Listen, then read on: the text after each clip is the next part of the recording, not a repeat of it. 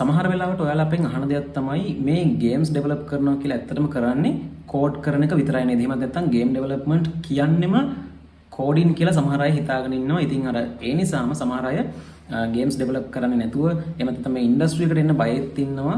මොකද මේකට આવොත් මට හොඳටම ප්‍රෝග්‍රෑමින් දැනගෙන ඉන්න ඕනේ. එහෙම නැත්නම් ප්‍රෝග්‍රෑමින් නැතුව ගේම්ස් හදන්න බෑ. කෝඩ් කරන්න නැතුව ගේම්ස් හදන්න බෑ. මෙන්න මේ වගේ අර ඒක ඇත්තටම මිත් එකක්. ඉතින් මෙන්න මේක ඔළුවේ තියාගෙන ඉන්න අය අපිට සෑහෙන මතාවක් හම්බෙලා තියෙනවා.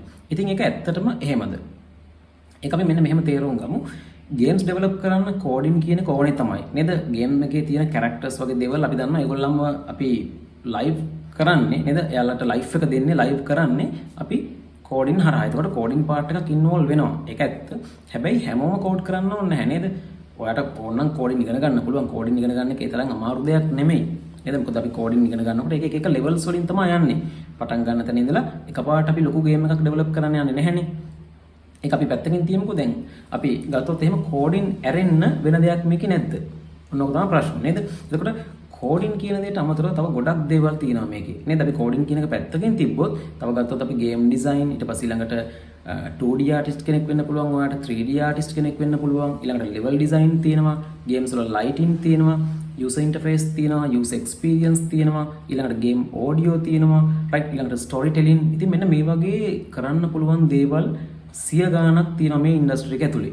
ඉතින් අර ගොඩක් වෙලාවට අපිට ඒ ගැන අවබෝධයක් නැති නිසා අපි හිතනවා ගේම් ඩෙවලොප්මන්ට් කිව්වොත් කෝඩින් ෆිසික්ස් මෙන්න මේ වගේ දේවල් මේවා දන්නේ නැත්නම් මට මේක ඇතුලේ මොනවද කරන්න බෑ කියලා. ඇත්තටම එහෙම නෙමෙයි නේද?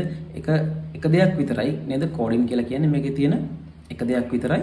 ඉතින් ඔයාට ගේම්ස් ඩෙවලොප් කරනකොට මේකේ කෝඩ් කරන්න බැරි නම් ඔයාට පුළුවන් වෙන ජොබ් රෝල් එකක් කරන්න. මොකද ගේම් එකක් හදන එක ගොඩක් වෙලාවට ටීම් එකක් එකතු වෙලා කරන්නේ. නේද? එහෙම නැත්නම් ඔයාට දැන් ඉන්ඩී ගේම් එකක් වගේ පොඩි ඉන්ඩී ගේම් එකක් වගේ කරනවා නම් ඒකෙදි වැඩ ටික ඔයාට ඔක්කොම කරන්න වෙනවා.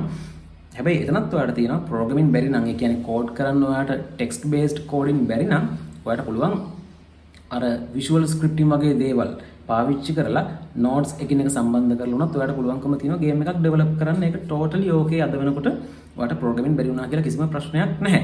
ඉතින් ඒ නිසා අර මේ මිත් එක හිතින් අයින් කරගන්න ඔයාට කෝඩින් කියන දේ අත්‍යවශ්‍යම නැහැ මේකෙදි. මොකද තව ජොබ් රෝල්ස් ගණනාවක් තියෙනවා.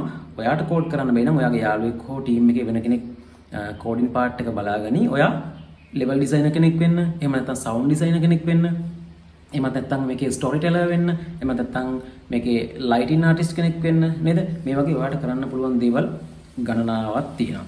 ඉතින් ඒ වගේම තමයි තව දෙයක් මතක තියාගන්න.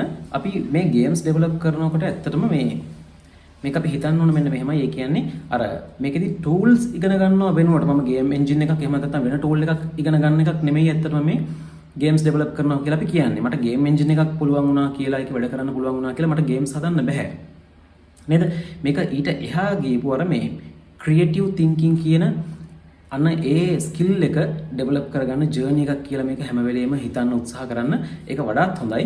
අර වගේ අපි මේක මේ ගේම් එකක් ඩෙවලොප් කරනවා කියලා මම ටූල් එකක් තමයි මේ ඉගෙන ගන්න, ටූල් එකක් තමයි ප්‍රැක්ටිස් කරන්න කියන දේ හිතන්න යන්න එපා. ඉතින් එහෙනම් මතක තියාගන්න ගේම්ස් ඩෙවලොප් කරද්දී ගේම්ස් වල තියෙන එක පොඩි පාර්ට් එකක් තමයි මේ කෝඩින් කියලා කියන්නේ. එහෙම නැතුව මුළු සම්පූර්ණ ගේම් ඩෙවලොප්මන්ට් ජර්නි එකේදීම කෝඩින් විතරක් නෙමෙයි තියෙන්නේ. තව ඔයාලට කරන්න පුළුවන් දේවල් ගණනාවක් තියෙනවා.